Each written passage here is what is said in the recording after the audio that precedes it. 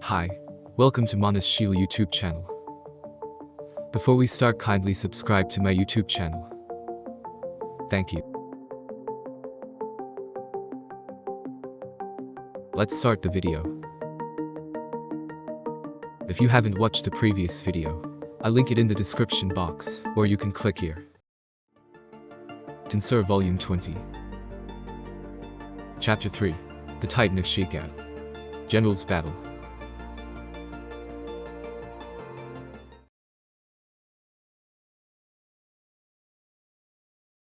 Even with a skill like spatial transportation, she should be able to detect some anomalies.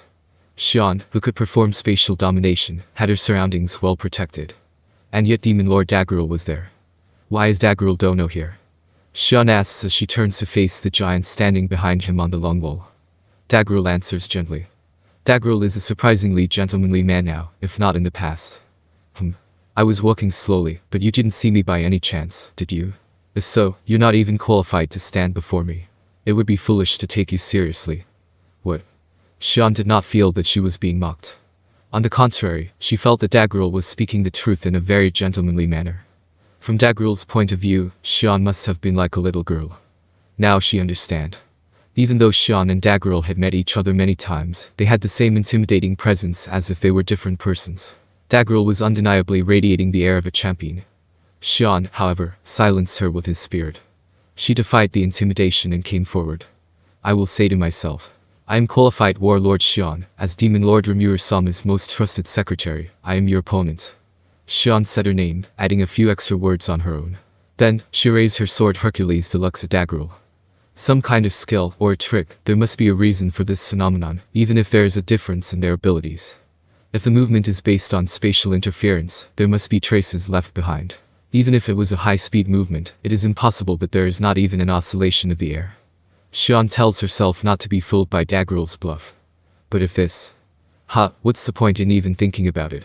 If it does, I'll just let it go. Shion opens her eyes.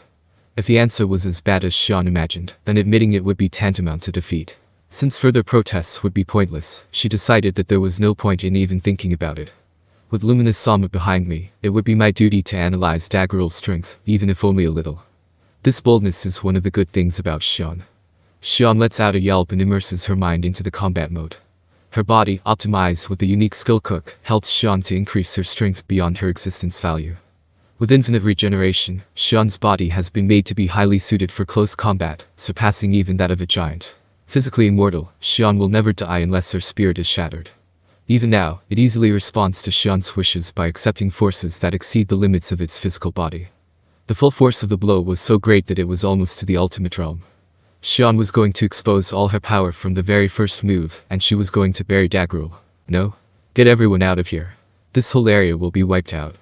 Gadra, who had been looking around for cover, shouted, and in response to his voice, Shion's SS quickly evacuated. Immediately thereafter, Shion slashes at Dagruel. Without paying attention to her surroundings, Shion's consciousness is focused only on Dagruel. Dagruel, however, is steadfast. He looks at Shion with the gaze of a wretch. So that's it, huh? He mutters. And then, the result came. At the moment Shion's sword made contact with his brain, it was held in place by an invisible pressure. What? Between Shion and Dagruel, there was a wall of compressed fighting ore. It protected Dagruel and blocked Shion's sword. Shion's slashes could not even touch Dagruel. He is a monster. At this point, it was obvious that Shion was no match for him. Her defeat was certain. Of course. You are not even qualified to stand in front of me. Shion's eyes widened in surprise, and she stopped moving on the spot. Dagruel does not miss it, but since there is no need to take a chance, he remains calm and does not move. He just tells her gently. I only want Luminus. I don't want you to get in my way. Shion is not convinced by this admonition. She is more determined to fight, and begins to challenge Dagruel.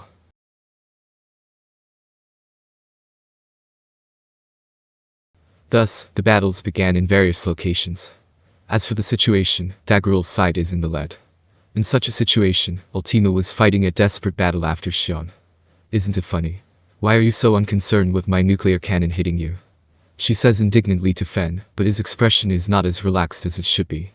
Ultima does not like to admit it, but Fen was strong. Even now, she was able to use her ultimate skill Poison King, Samuel, to enhance her power to cast a nuclear cannon with a deadly poison effect. Fen did not care. I don't know. It's tough to be a weak guy, you have to learn some tricks to even be able to fight. Fen laughs at her like she's an idiot. You're a disgusting little kid. Ultima was analyzing the situation calmly. She did not think that she could beat Fen from the beginning, since it was just a matter of not losing. However, there was something wrong. Like the current magic, there was a sense of frustration that could not be explained by the difference of the player's abilities. It was as if something had been overlooked. Then, she suddenly remembered that there was a report that bothered her. Gadra had said that it was as if the magic had been drowned out. The meteorite attack had not been as successful as expected. She thought it was because of the Titan's superior regenerative abilities. Come to think of it, they didn't do as much damage as they thought they would, did they? I mean, it seems that only low-rank warriors were injured. It is not unnatural in that respect alone, since it is because they are weak that they die or get injured. However, it was unnatural that there were no wounded fighters among the higher-class fighters, if you think about it. It was as if the magic didn't work. The idea came to her mind. No way, no way, no way, Ultima's instinct sounded a warning bell. If it is true. Ultima began to feel anxious to let Luminus know as soon as possible. And then, at that time, Shion was attacking again and again, even though she knew she could not communicate with Luminus. It could no longer be called a battle. It was like a toddler's fretting, and Dagruel seemed to have no respect for her. Still, Shion did not give up because she believed that Luminus had a plan. Shion and Luminus get along surprisingly well. In a sense, Shion's cooking has become decent thanks to Luminus. So Shion trusted Luminus unconditionally. Good grief, you're a quitter, no matter how many times you try, you can't even make a scratch on my skin. Spit it out. Now that we're done with the preparation, it's time to give it a real go. Shion tried to slash at Dagruel again, determined not to be outdone in spirit. But, I say you're too soft. Dagruel's shout of encouragement stopped Shion's action. Just by hearing Dagruel's voice, Shion was unable to move as if she were in a bind. Dagruel walks up to the motionless Shion and just shakes his clenched fist at her. With that, the corner of the long wall where Shion and the others were standing collapsed.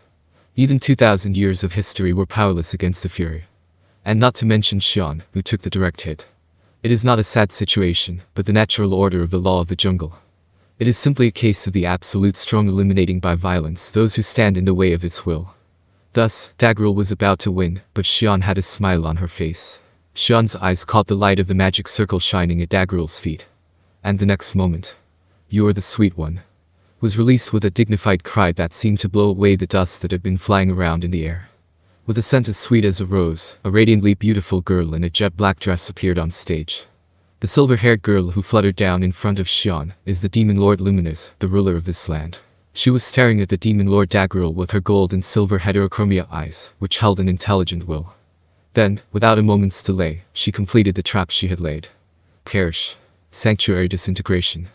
It sounds good to say that it is the crystallization of the prayers of the people of the Holy City, but in reality, it is the result of Demon Lord Luminus, the secret of faith and grace, that has caused the limit break of the arithmetic domain. The more the number of believers, the more the power gathered becomes. It took some time, but it was well worth it. The fact that the most powerful magic against individuals was made ranged was an astonishing feat. With the strongest disintegration thus unleashed, even a giant like Charybdis could be obliterated in an instant. Dagruel, who had been caught off guard, had nowhere to run, but to be hit directly by the sanctuary disintegration. You let your guard down, Dagruel. A guy like you can make an opening just when you're proud of your victory. Luminus was worried that Shion might be killed if Dagruel did not make an opening. No matter how powerful Dagruel was, a direct hit of disintegration would kill him. However, Dagruel's fighting aura's defensive membrane was so thick that it was difficult to break through it. That is why they set up a maximized disintegration that could envelop Dagruel. Luminus did not like the idea of hiding and watching, but she had no choice but to do so in order to win the war. Luminus had been watching the war situation for a long time, waiting for the right moment to strike. Her patience was rewarded with the best possible result. Don't feel bad. Luminus was so sure of her victory that she sent a handbill to Dagruel. In a head-to-head battle between Luminus and Dagruel, Luminus' chances of winning were very slim. Knowing this, Luminus did not consider it cowardly to carry out this strategy. She planned in advance so that she could win. This was her way of life. She showed her most powerful blow against Dagruel, who had been caught off guard, without even showing her secret moves. It was a perfect strategy, and if this was not enough, there was no other way. That's what she said to Dagruel. Well, it's true. I was careless, wasn't I? But there is no problem. Because I'm not damaged. They freeze at his words. Lumina's clear mind correctly recognized the impossible reality. In other words, Dagruel is really unharmed. It clarifies only one fact. Is that all, Luminous? Then, it's my turn. If they fail to defeat Dagruel with their current attack, the Luminous will not win. Be careful. You'll die immediately. Dagruel's declaration signaled the beginning of the time of despair. The battle between Albert and Glassert was getting more and more fierce. The area around them is wide open in a circle, as if they cannot afford to be caught in the middle of it. However, this did not matter to them. They recognized each other as their rivals and were enjoying the battle. Kaka. I am impressed with your skill. It's a credit to a warrior to be able to cross swords with a man like you. It's not my skill. It is this armor given to me by our god Dagruel-sama that is helping me. I would have been defeated by the pressure of your sword if I had remained the same. Ha! Don't be modest. Few among the titans can match me. The fact that you can master it proves that you are one of the best. Albert coolly accepts Glassert's compliments. In fact, it was Albert's ability to bring out the performance of the mythical grade weapons. The fact that Albert is not proud of it proves that he is not satisfied with his skill, and that he is not emotionally disturbed by the words of his enemies. Glassert was also impressed. In a momentary battle, the one whose mind is disturbed loses. It is a fine tactic to deceive the enemy with words. Then, as if he were the next one, Glassert repeated his words. But why do you follow such a man? What do you mean? If you've built up that much strength, there's no need to follow a weak immortal king. It is true that necromancy is superior, but the true strength of a warrior is in his own body. He chastises Albert as if he is trying to incite him, while wielding his two-handed greatsword. He did not mean what he said, but was speaking in order to provoke Albert to anger. Emotional turbulence induces mistakes, which immediately lead to death. This was also an honorable tactic of Glassert's. A true warrior would never have gone this far. Albert was not pleased to see a true warrior imitating him to this extent. And yet, his expression did not change at all. You are mistaken. It is true that I am Adalman-sama's escort, the one in charge of the vanguard. But you're forgetting something, aren't you? Adalman-sama is one of the 12 guardians of our god approved. Don't you see? In other words, he's stronger than me. Albert's attitude was one of matter-of-factness. When Albert's own words were denied, Glassert muttered, "Ha," and raises one eyebrow. However, he says nothing more, and holds his two-handed greatsword at the top of his head. Albert knew that he was no match for his tricks. It was a pity, then. It's not as it should be. I have found a wonderful opponent, but this battle is not a game. I have my own duties to perform, so it's time to get serious. Glassert was not insulting Albert by cutting corners. He was fighting seriously for his life, even though he was enjoying a last-ditch fight by making full use of deceptive techniques. But now, when all the tricks of the trade had failed him, he had to put aside his obstinacy and defeat them head-on. Glassert made up his mind with a simple and clear thought. Glassert is a warrior by nature, and his skill level is that of a master. This is because he honed his skills without relying on his strength. This is the result of Glassert's desire, not because he lacked strength from the beginning. In other words, he had locked away his power in his beloved two-handed greatsword. Now, it is released. The change is instantaneous. The sword is now part of Glassert. Albert has no way of knowing it, but Glassert's existence value, which was less than 2 million, has swelled to 10 million. Even Albert was blindsided by this change. I should have tried to win the game earlier, even if I had to. Albert thought bitterly as soon as he saw Glassert's swordsmanship. However, he knew it was a mistake. If he had done so, he would have been defeated before he saw Glassert's true spirit. There is only one right answer. They have to repeat the same fight as before, head-on and honestly. You're not good enough for your opponent.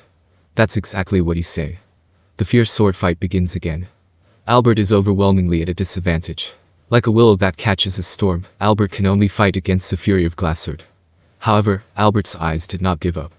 The battle heats up, and soon the two of them are not paying attention to their surroundings, but only to their swords. Thank you for watching. Hope you enjoy it.